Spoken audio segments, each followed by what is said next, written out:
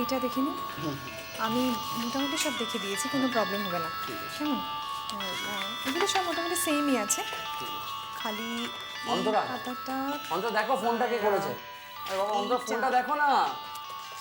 Antara please. ঠিক আছে, হ্যাঁ আমি তাহলে যেটা বললাম এই এখান থেকে নিও, ওকে কোনো প্রবলেম হবে না, দেখে নিয়েছি। Hello,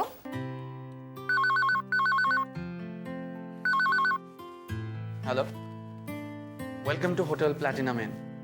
how can I help you sir? Alright sir. হ্যাঁ ঠিক আছে, হ্যাঁ আমি কালই যাব। Thank you very much. Okay okay okay. বুঝলে নিখিল, সত্যি এই ফোনটা কারোর কাছে ম্যাটার করে। কি হলো রে? ফোনটা ফেরত পাওয়া গেছে। তবে আজ না, কাল দুটোর পরে গিয়ে ফোনটা ফেরত নিয়ে আসতে হবে। পাওয়া তো গেছে। ভীষণ ভয় লাগছিল আমার। তাই আমি বলে দিয়েছি, হয় আজকে রাত্রি 10টার মধ্যে, আর না হলে কালকে দুপুর 2টোর পরে এসে ফোনটা কালেক্ট করে নিয়ে যেতে। Very good.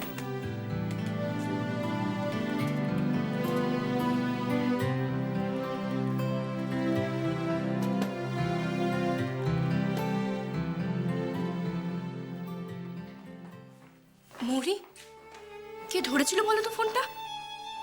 ফোনটা বলো না, কে ধরেছিল ফোনটা? একটা মেয়ে খুব মিষ্টি করে কথা বললো। খুব বেঁচে গেছি। যাক, নিখিল না। আমার যে টেনশন হচ্ছিল না রঞ্জনা, মনে হচ্ছিল ফোনটা যদি ফেরত না পাই। তোমার থেকে বেশি টেনশন আমার হচ্ছিল। না মানে, তুমি যেমন মুখটা করেছিলে। তুমি এত ভাবো আমার জন্য? ভাববো না কেন? তবে জানো তো, আজ আমার দিনটা কিন্তু সত্যি খুব ভালো ছিল। কি মজা করেছি আমরা প্ল্যাটিনামিনে। তারপর হারিয়ে যাওয়া ফোনটা কেমন ফেরত পেলাম। আজ যদি ওকে দেখতে চাইতাম, সেটা হয়তো পূরণ হয়ে যেত।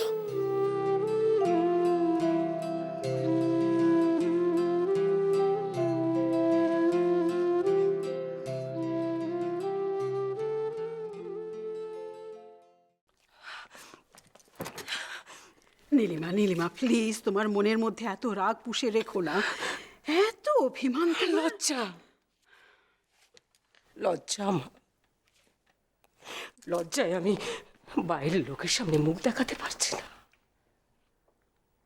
প্রথমে নিখিল, তারপরে নলিনী। কেন মা, কেন আমার ছেলে মেয়েরাই এমন সৃষ্টি ছাড়া হলো? আচ্ছা মা, আমি কি ওদের ঠিক করে মানুষ করতে পারিনি? না না না লীলা, তাহলে আমার দোষটা কোথায় মা, দোষটা কোথায়? তুমি শুধু শুধু ভয় পাচ্ছ নীলিমা, কারোর কোনো দোষ নেই।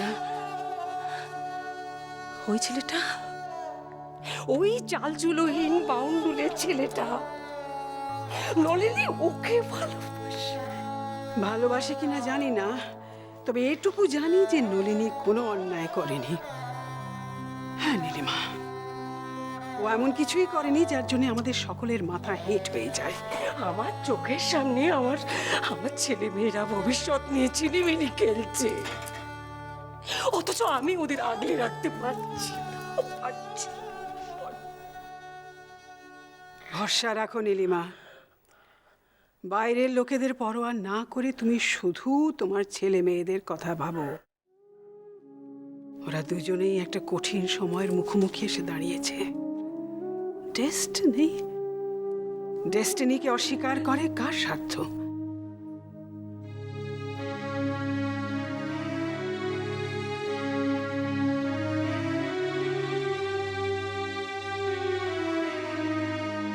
নীলিমা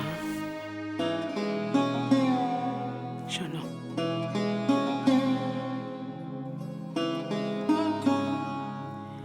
নীলিমা তুমি যদি এভাবে ভেঙে পড়ো, তাহলে ওরা কোথা থেকে কনফিডেন্স পাবে বলো তো? কেঁদো না প্লিজ, ওদেরকে বুঝতে দাও যে যে কোনো অবস্থায় তুমি ওদের পাশে আছো। হ্যাঁ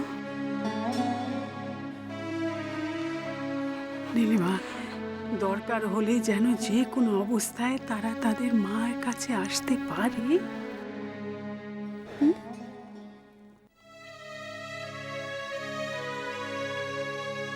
নীলিমা,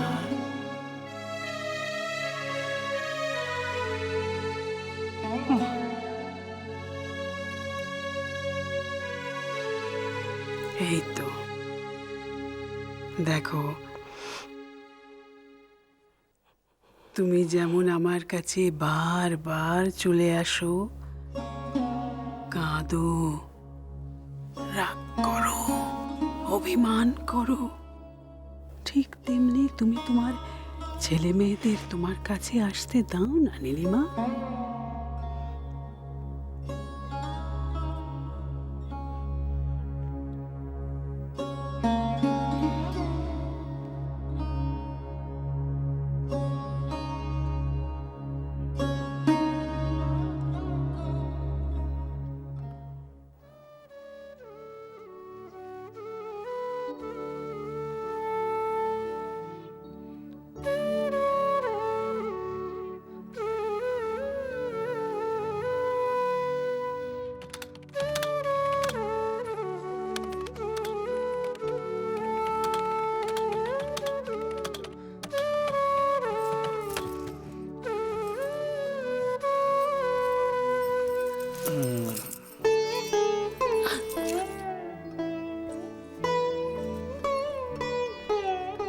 আমার কাছে আজকে অনেক কাজ আছে।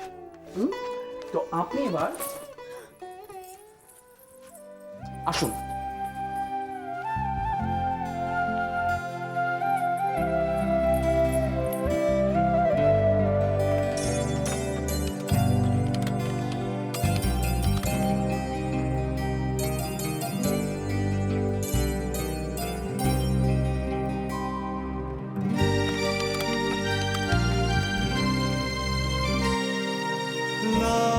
লাবণ্যে পূর্ণ প্রাণ প্রাণে সহে, একই লাবণ্যে পূর্ণ প্রাণ প্রাণে সহে,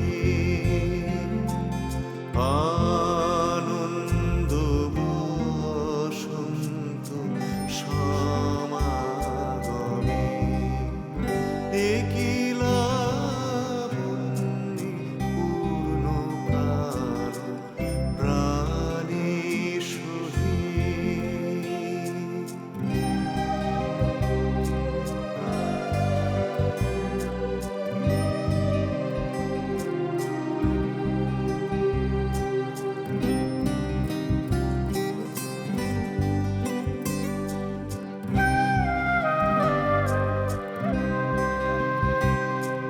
বিকশিত প্রীতি কুসুম হে, আনন্দ বসন্ত সমাগমে, বিকশিত প্রীতি কুসুম হে,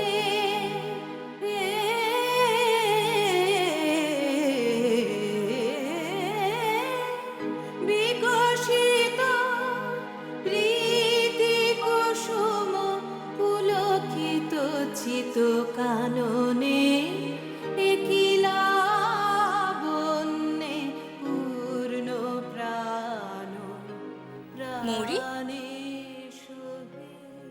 মৌরি, রঞ্জনা, কোনো উপায় নেই না? কি একবার যদি ওর কাছে যেতে পারতাম, ওকে দেখতে পেতাম। ধরো ধরো ঘুমিয়েছে, আমি চট করে চুপে চুপে গিয়ে ওকে দেখে আসতাম। হয় না না? আচ্ছা মৌরি, তুমি এখন এসব চিন্তা একটু ছাড়ো তো। এসো, তুমি বসো এখানে আর এটা পড়ো। জানো তো, আজ না খুব খালি খালি লাগছে। ওর দেয়া ফোনটাও আজ আমার কাছে নেই।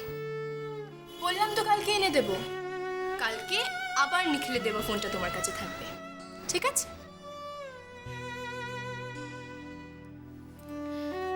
রঞ্জনা, বলছি তোমাকে আর কষ্ট করে যেতে হবে না, আমি পারবো ফোনটা নিয়ে আসতে, আমি রাস্তা চিনি।